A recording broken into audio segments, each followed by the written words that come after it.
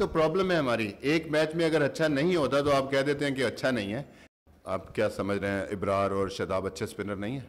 अपनी वही टीम खिलाते हैं, आप लोग कहते हैं कि जी आप चेंजेस नहीं करते।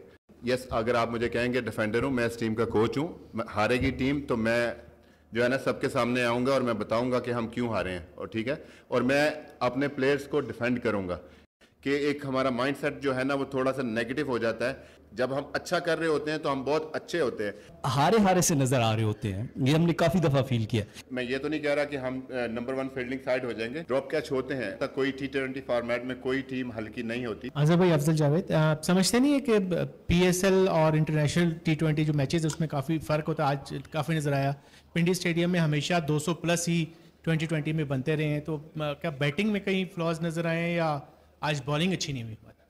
देखें, आई थिंक काफ़ी सारी चीज़ें हैं इसमें, मतलब बैटिंग में जारी सी बात है कि I think we were 15-20 run short. जैसे आपने कहा कि यहाँ पे पार स्कोर जो है वो था, और जिस सिचुएशन में थे हम, आई थिंक कि हमने स्टार्ट बहुत अच्छा किया, पहले 6 ओवर हम अच्छा स्कोर था हमारा 54 जो है ना, और उसके बाद एंड में जो शादाब की जो इनिंग्स थी आई थिंक वो अच्छी थी। मिडिल पीरियड में अगर आप देखें 178 किए और 4 विकेटें गिरी थी। आई थिंक कि मिडिल पीरियड में जो है ना वो जो हम बात कर रहे थे कि वो वहाँ पे हम स्लो हुए हैं 7 to 10 में, और फिर 10 to 15 में वहाँ पे थोड़ा सा स्लो हुआ है, ठीक है, बॉल थोड़ा सा ग्रिप हो रहा था। यही हमारे लिए लर्निंग है कि हमने इन चीज़ों को कैसे बेहतर करना है। कि वहाँ पे टाइम था, अगर आप अपोजिशन को देखें तो वहाँ पे उनका स्कोर 10 ओवरों में हमसे 4 रन कम था, लेकिन उसके बाद जो है विकेटें 2 गिरी थी उनकी, उन्होंने बिल्ड किया 7 से 10 में, और उसके बाद उन्होंने एक्सेलरेट किया। और डेफिनेटली जिस तरह चैपमैन खेला है, आई थिंक 87 और 42 बॉल, T20 फॉर्मेट में यही होता है कि एक बंदा जो है ना खड़ा हो जाए और वो गेम आपसे लेके जा सकता है। और डेफिनेटली बॉलिंग में भी काफ़ी सारी जो है ना हमें वीकनेसेस नज़र आ रही हैं, जो हमने अप टू द मार्क नहीं थे, फर्स्ट 6 में भी नहीं थे, और उसके बाद जो है हमारी चॉइसेस जो थी वो अच्छी नहीं थी। और हमारे लिए लर्निंग है, जैसे मैंने उस दिन भी पहले भी कहा था कि 12 मैचेस हैं, तो हमें देखना है कि हम कहाँ इम्प्रूवमेंट कर सकते हैं, और काफ़ी सारे हमारे पास पॉइंट हैं टू डिस्कस, एंड काफ़ी सारी पॉजिटिव भी हैं। Nasir Naqvi, ABN news.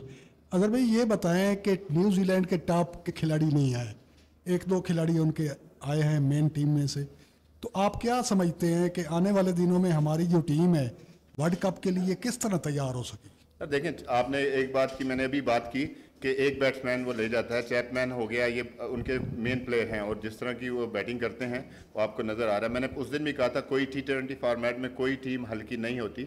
हमें उनके प्लेयर्स का अंदाज़ा नहीं है कि वो इंटरनेशनल नहीं खेले, लेकिन वो टीम एक स्ट्रॉन्ग टीम है, वो उनके ये फ्यूचर है न्यूजीलैंड क्रिकेट का। तो जाहिर सी बात है हमारे लिए लर्निंग है, और हम इससे लर्न करेंगे, और यही है कि हमें जितना जल्दी इन चीज़ों का पता चल जाए कि कहाँ हम लैग कर रहे हैं, तो हम अपनी चीज़ों को बेहतर कर सकते हैं। जी, अस्सलाम वालेकुम अज़हर भाई, this is Biram Kazi from Pro Sports. Commiseration on the loss. थोड़ा मुश्किल सवाल पूछूंगा आपसे। एंट्री पॉइंट्स काफ़ी आजकल जो है ना क्रिकेट में डिस्कस किए जाते हैं, और आप तो खुद भी इस्लामाबाद यूनाइटेड के कोचिंग सेटअप में रहे हैं, जो बहुत डेटा सेंट्रिक एक टीम है।